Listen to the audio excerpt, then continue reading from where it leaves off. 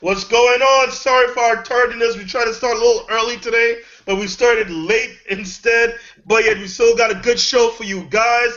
2 minute warning, Fury, Tim, Josh. We're here to talk about football. Week 3 is coming soon. Yo, guys, take it away. Josh, this quarter is about what impressed you of from week two's football games. And you know, I'm gonna start out being so impressed with my Dallas Cowboys. Romo went down, the defense stood in there. Sean Lee told DeMarco Murray, thou shalt not get a yard. Thou shalt not get a yard. You are not getting nothing. Travis White stepped up against Brian. He says, I'm going to get the touchdown. I'm going to cash it off. Joseph Randall, 65 yards. Oh, my God. Listen, the Dallas Cowboys defense is played. They stood in there. My Dallas Cowboys brothers and sisters, let me tell you something right now. You're going to be impressed Sunday against the Atlanta Falcons because this is not going to stop. It's going to continue.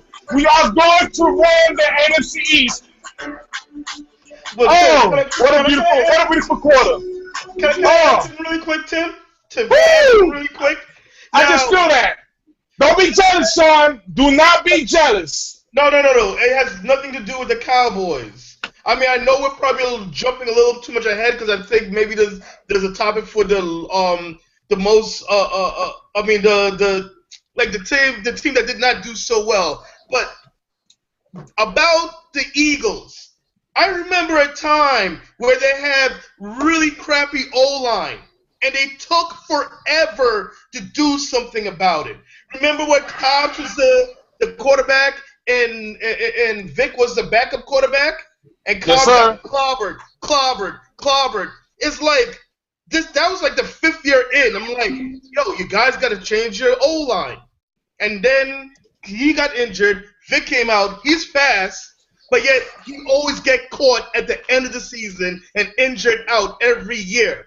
1 year, they kind of did work on their O-line, and now coming to the future now, the O-line fell apart again. Like, how long does it take for an organization to realize you have a problem? It's over 10 years, and they still have the same problem. Well, I think that whole organization needs to go kill themselves. They fail at life. Go ahead, Josh. I go after you with that.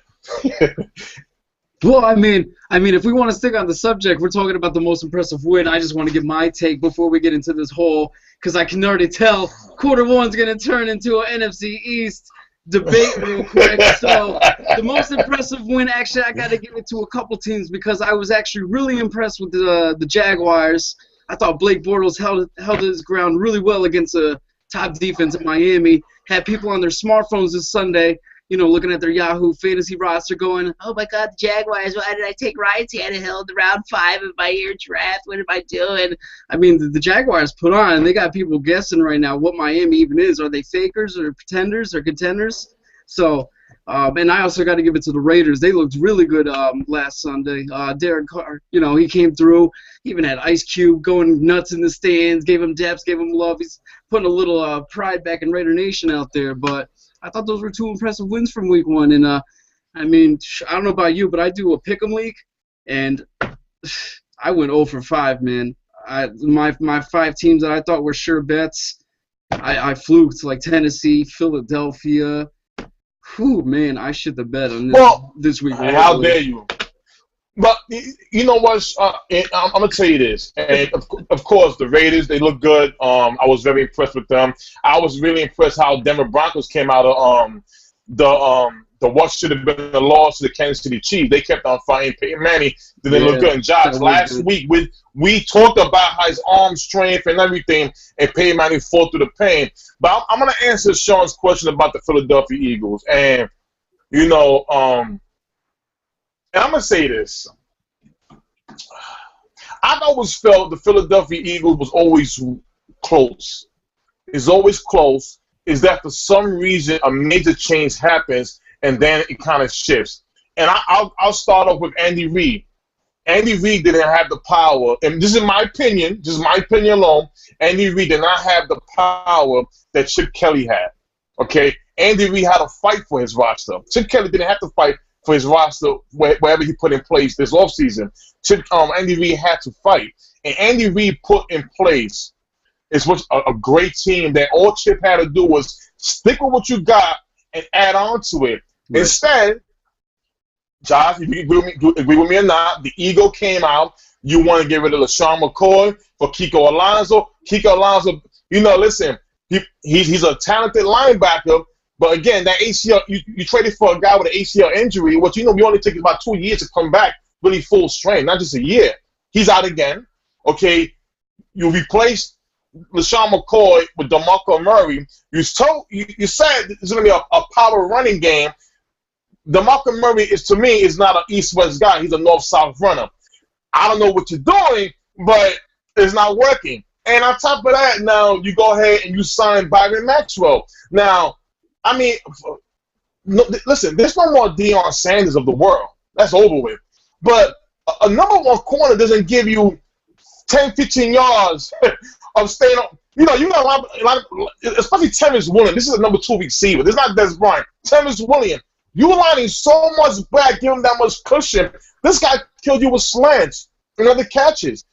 So Sean Lee was basically, he wasn't letting DeMarco Murray go anywhere.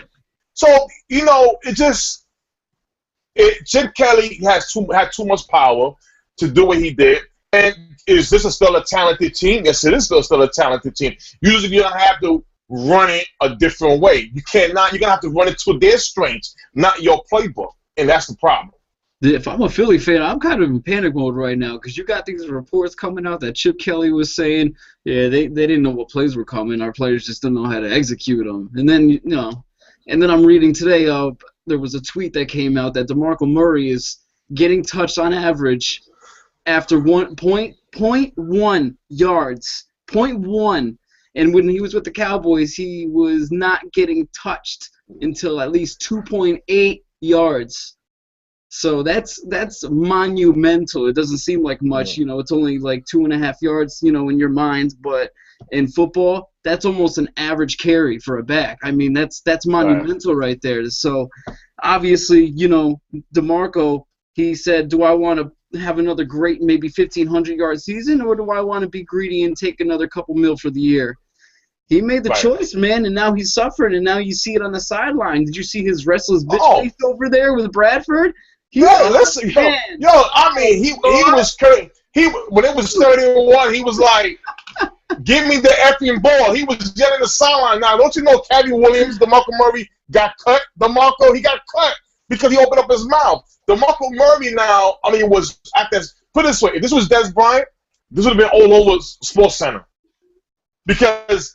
But DeMarco Murray was actually beefing, and when he had the interview saying this game is not personal, yes, it was personal because again, the whole story was we let you go because you're not the segment that me and Mike had there about the meat and the bone, the gristle, which we're never gonna do again. But basically, you have a lot of meat on that bone, and you wasn't worth the money.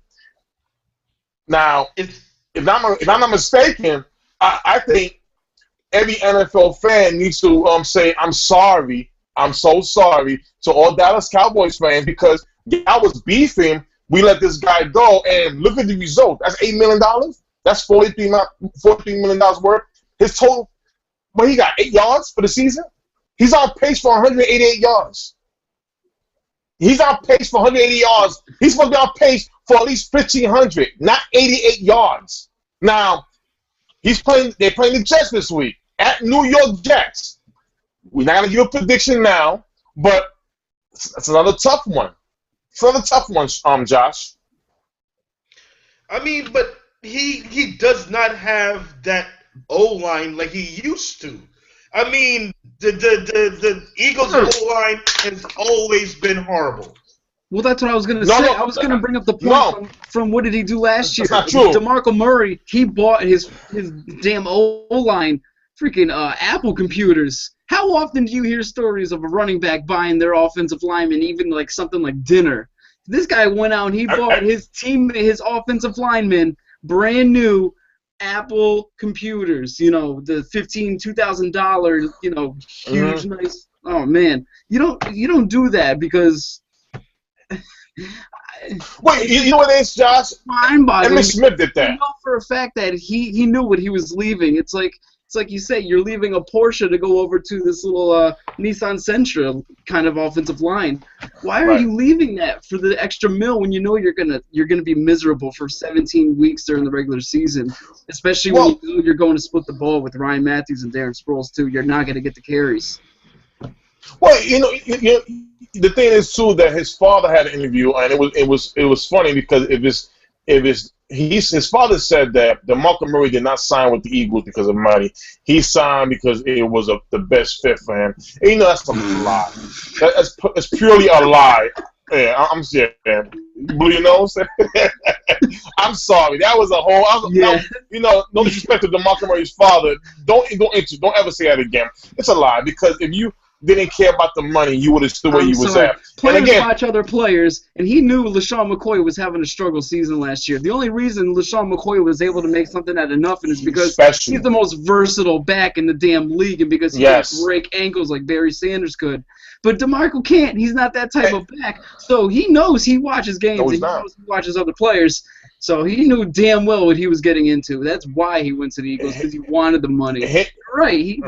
It's all gassed up. He didn't want, His style will slow down Chip Kelly's style, and that's all to it. I mean, Evan Mathis, when he moved on to the Denver Broncos, you signed these two guards who were pretty much backup guards, and Chip gave, I think it was named Barbara, gave him some extra money, new contract, and these guys are not pushing the problem. Like Jason Peters and Kelsey and Lane Johnson, to me, these guys are doing extra work.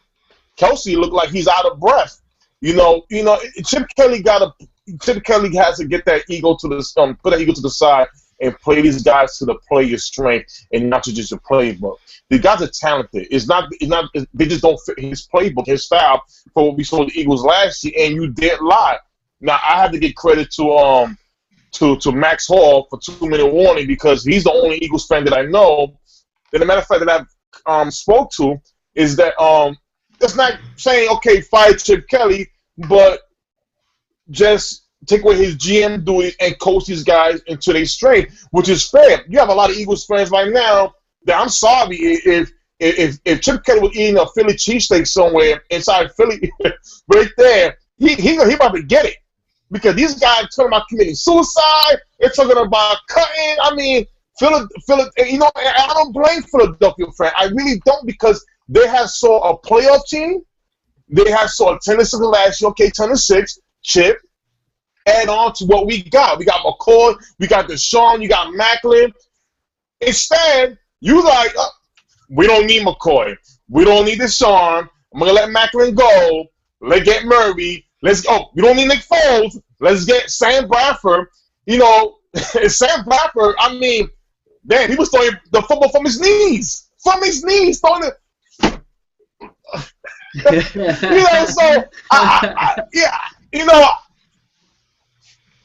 Well, listen, we gotta wrap it up soon.